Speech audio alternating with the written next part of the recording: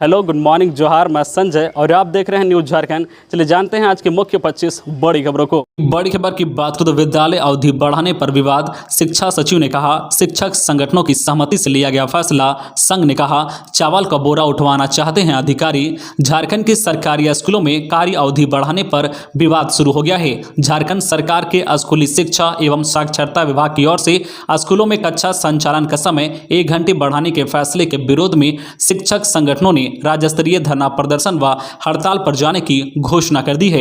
इसी बीच पूरे मामले पर विभागीय सचिव राजेश कुमार शर्मा ने मंगलवार को बड़ा बयान दिया है। कहा है कि स्कूली अवधि में बढ़ोतरी का निर्णय शिक्षक संगठनों की सहमति मिलने के बाद लिया गया है। इस मुद्दे पर अगर किसी को कोई आपत्ति है तो उसे वार्ता करनी चाहिए। उन्हें अब तक किसी संगठन की ओर से कोई आपत्ति पत्र प्राप्त नहीं हुआ है। इसी बीच झारखंड प्राथमिक शिक्षक संघ पूर्व सिंहभूम इकाई ने फैसले के विरोध में मंगलवार को अधिकारियों को अपना मांग पत्र सौंपा। कहा कि विभागीय अधिकारी शिक्षकों से पूरे वर्ष चावल का बोरा उठवाना चाहते हैं। इसके खिलाफ 28 नवंबर को राज्य स्तरीय बैठक होगी। इसमें अधिसूचना को रद्द कराने तक सरकार के खिलाफ धरना प्रदर्शन एवं हड़ताल किया जाएगा। अगली बड़ी खबर की बात को तो आज से गिरेगा रांची का पारा। अगले 3 दिनों में झारखंड के सभी जिलों में बढ़ेगी ठंड। न्यूनतम तापमान में 4 डिग्री सेल्सियस तक आएगी गिरावट। झारखंड में अगले 3 दिनों में ठंड में बढ़ोतरी होगी। मौसम विभाग की ओर से इसका कारण आसमान का साफ होना बताया गया है। मौसम विज्ञान केंद्र रांची के सेंटर हेड अभिषेक आनंद ने बताया है कि राज्य में आसमान पूरी तरह से साफ है। इस कारण आने वाले 3 दिनों में राज्य के लगभग सभी जिलों के न्यूनतम तापमान में 4 डिग्री सेल्सियस तक की गिरावट देखने को मिल सकती है। इससे ठंड के साथ साथ कनकनी में बढ़ोतरी होगी। मौसम विभाग के अनुसार अगले 4 दिनों तक रांची के मौसम सामान्य रूप से शुष्क बना रहेगा। इसके बाद शनिवार के राजधानी रांची सहित राज्य के अन्य जिलों में हल्के से मध्यम दर्जे के बादल देखने को मिल सकता है। इस दौरान रात में ओस गिरने से लोगों को परेशानी का सामना करना पड़ेगा। सुबह और शाम में कनकनी बढ़ेगी।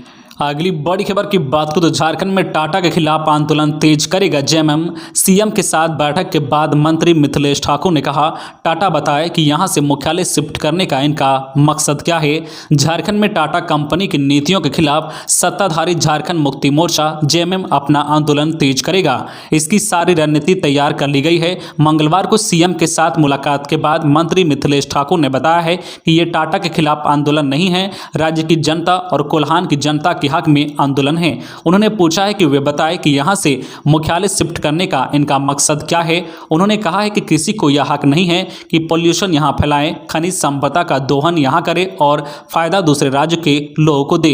ये जेएमएम कतई बर्दाश्त नहीं करेगा। ये तो बस शुरुआत है, आंदोलन और भी तेज होगा। अगली बड़ी खबर की बात करें तो रांची में अभ्यर्थियों पर पुलिस ने बरसाई लाठियां। जेपीएससी का घेरावा करने जा रहे थे अभ्यर्थी, पुलिस ने मोराबादी में ही रोका। बीजेपी के विधायक भी मौके पर पहुंचे। 7वीं से 10वीं जेपीएससी का विवाद थमने का नाम नहीं ले रहा है। मंगलवार को एक बार फिर से इस पर हंगामा शुरू हो गया। अपने पूर्व नियोजित कार्यक्रम के तहत अभ्यर्थी मोराबादी से जेपीएससी दफ्तर घेरावा करने जा रहे थे। इन्हें पुलिस मोराबादी के बापू वाटिका में ही रोकने की कोशिश की, लेकिन अभ्यर्थी नहीं माने। रोकने के लिए पुलिस ने अभ्यर्थियों पर लाठियां बरसाई। इस पर अभ्यर्थियों को बीजेपी का भी सपोर्ट मिल रहा है।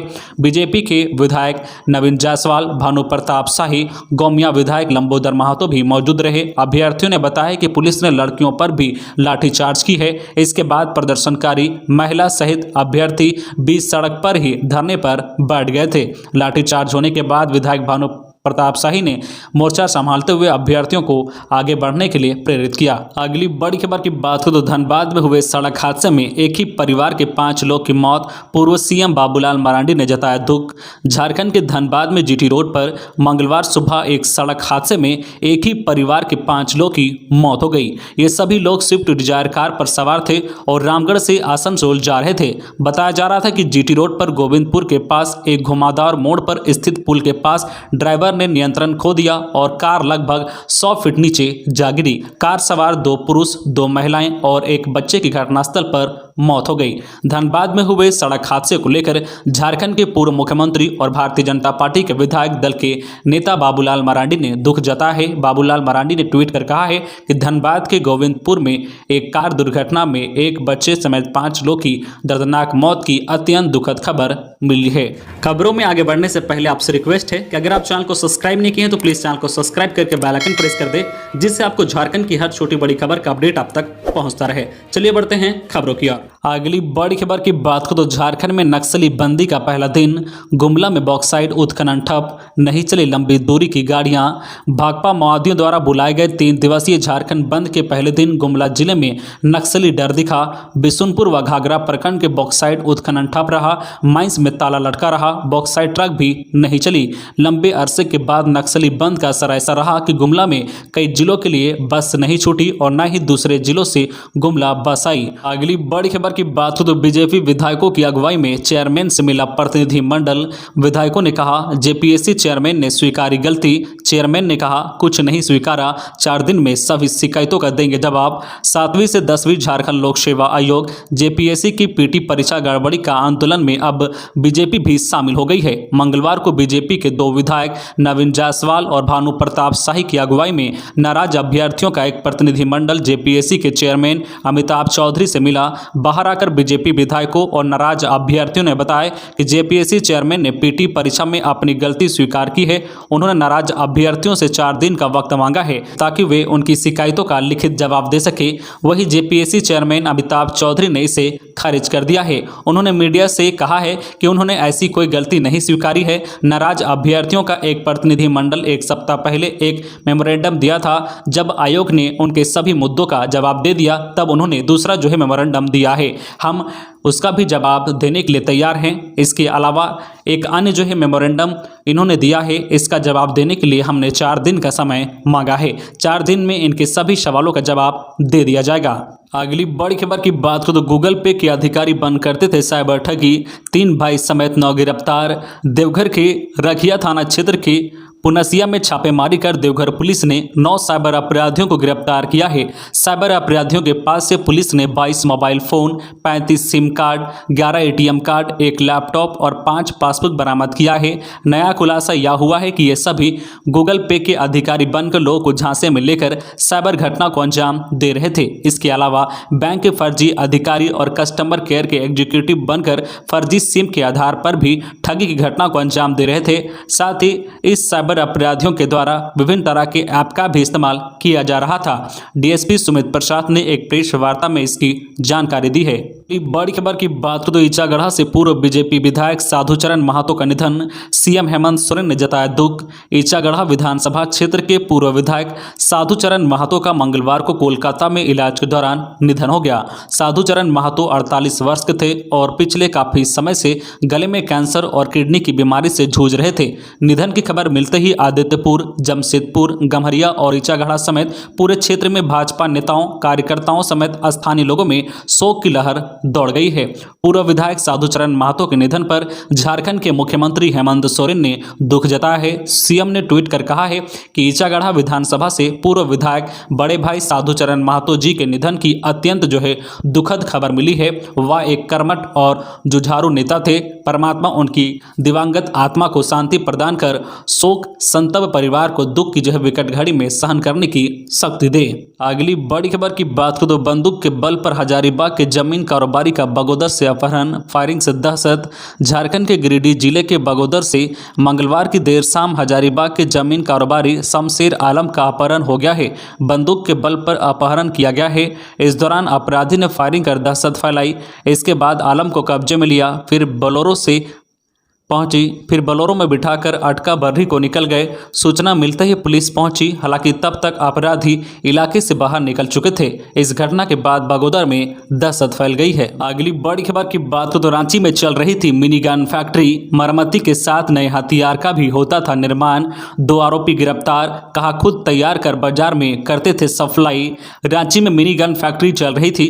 रांची पुलिस ने ग्रामीणों के साथ मिलकर इसका उद्भेदन किया है। इस दौरान पुलिस ने आरोपी फारूक अंसारी और जुगल लोहरा को भी गिरफ्तार किया है। साथ ही छापेमारी के दौरान पुलिस ने फैक्ट्री से एक अर्धनिर्मित सिंगल बैरल की पिस्टल, लकड़ी की बंदूक का ढांचा, भट्ठी को गर्म करने वाली मशीन के अलावा देसी पिस्टल व 2 गोली बरामद की है। आरोपी जुगल और फारूक हथियार बनाने के एक्सपर्ट हैं। दोनों मिलकर खुद ही अवैध हथियार का निर्माण करते हैं। अगली बड़ी खबर की बात करें तो नक्सलियों को सरकारी विकास योजनाओं और खनन से सर्वाधिक लेवी। भाकपा माओवादियों के ईस्टर्न रीजनल ब्यूरो के सचिव Prashant Bose, central committee member Sheela Marandi समेत 6 माओवादियों की गिरफ्तारी से माओवादी संगठन में जबरदस्त बौखलाहट है। माओवादियों के द्वारा पहले प्रतिरोध दिवस और अब लगातार 25 नवंबर तक बंद का आह्वान किया गया है। माओवादियों के ऐलान के बाद लातेहार, चाबासा और खुंटी में वारदात भी हुई है, लेकिन पुलिसिया एहतियात से वारदात पर लगाम लगी है। राज्य पुलिस के आला अधिकारियों के मुताबिक नक्सल प्रभाव वाले सभी जिलों में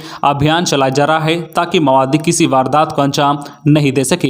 अगली बड़ी खबर की बात करें तो आज और कल पुरी और जयनगर की ट्रेन में लगेगा अतिरिक्त कोच। यात्रियों की भीड़ को कम करने के लिए रांची रेल मंडल से प्रस्थान करने वाली 2 ट्रेनों में बुधवार को अतिरिक्त कोच जोड़ा जाएगा। इसमें हटिया पुरी एक्सप्रेस में द्वितीय श्रेणी का एक अतिरिक्त कोच लगेगा। वहीं राउरकेला जयनगर एक्सप्रेस में 25 तारीख को अतिरिक्त द्वितीय श्रेणी का एक कोच जोड़ा जाएगा। अगली बड़ी खबर की बात करें तो इग्नू के पाठ्यक्रम में नामांकन 30 तक। इग्नू के बैचलर डिग्री और मास्टर डिग्री प्रोग्राम में नामांकन की अंतिम तिथि 30 नवंबर तक बढ़ा दी गई है। इच्छुक छात्र छात्राएं इग्नू की आधिकारिक वेबसाइट ignu.samarth.edu.in के माध्यम से ऑनलाइन नामांकन ले सकते हैं।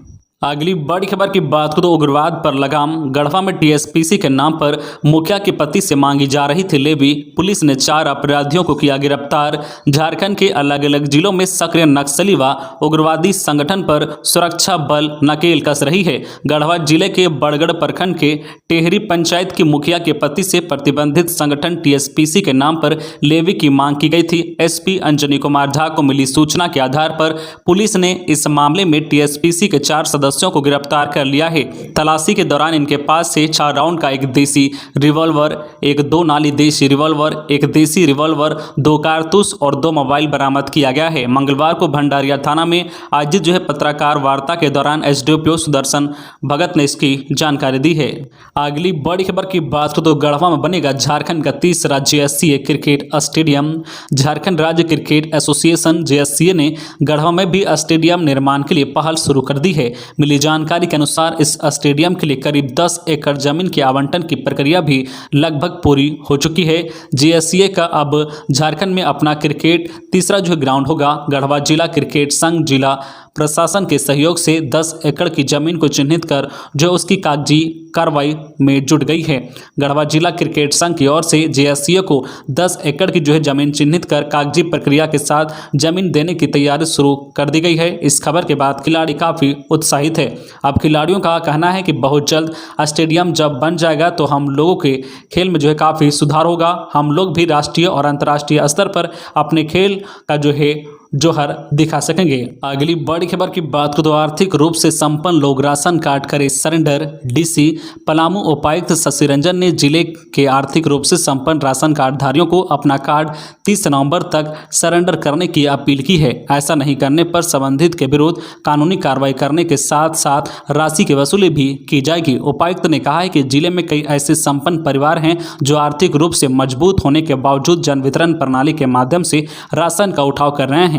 इससे जिले के कई योग्य व्यक्ति राशन कार्ड योजना से वंचित रह जाते हैं। सरकार द्वारा निर्धारित अपवर्जन मानक के अंतर्गत आने वाले राशन कार्डधारियों को राशन कार्ड सरेंडर करना अनिवार्य है। अगली बड़ी खबर की बात करें तो एकलव्य विद्यालय निर्माण के विरोध में 21 दिसंबर को मुख्यमंत्री आवास का होगा घेरावा। रांची के सिलागाई में एकलव्य आवासीय विद्यालय की जमीन की जमाबंदी रद्द कराने को लेकर 21 दिसंबर को मुख्यमंत्री आवास का घेरावा होगा। यह निर्णय मंगलवार को रांची प्रेस क्लब में हुई प्रेस वार्ता में दी गई है। आयोजन राज्य पढ़ा झारखंड आदिवासी महासभा, केंद्रीय शरणार्थ समिति, आदिवासी अधिकार मंच, राज्य पढ़ा सरना, प्रार्थना सभा भारत, अखिल भारतीय आदिवासी विकास परिषद, झारखंड क्षेत्रीय पढ़ा समिति हटिया, आदिवासी हात्री महासभा खुट्टी ने संयुक्त रूप से किया। जानकारी दी गई है कि 11 दिसंबर को कोल विद्रोह के 190 वर्ष पूरे होने पर समारोह का आयोजन होगा, जबकि 13 फरवरी को अमर शहीद वीर बुद्धू भगत का शहादत दिवस